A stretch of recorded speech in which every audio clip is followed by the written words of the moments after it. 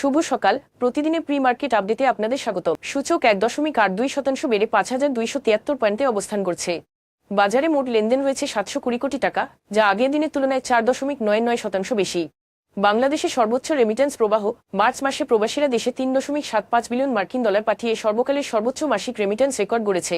মৌসুমি, অর্থনৈতিক ও ভূ রাজনৈতিক বিভিন্ন কারণে প্রবাহ বাড়াতে ভূমিকা রেখেছে।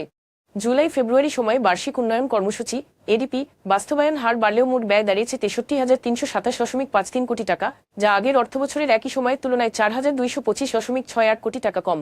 British American Tobacco BAT Bangladesh কারখানা বন্ধের কারণে পুনর্গঠন ও স্থানান্তর ব্যয় হিসেবে 714.51 কোটি টাকা ব্যয় করেছে, যার মধ্যে 375 কোটি টাকা স্থায়ী সম্পদের অবমূল্যায়নজনিত। ব্র্যাক ব্যাংক পিএলসি নতুন বিধিমালা মেনে চলার জন্য তাদের মিউচুয়াল ফান্ড ট্রাস্টি লাইসেন্স প্রত্যাহারের সিদ্ধান্ত নিয়েছে, যা দেশের দুর্বল ফান্ড ম্যানেজমেন্ট খাতে প্রভাব ফেলতে পারে। আপডেট নিয়ে ধন্যবাদ।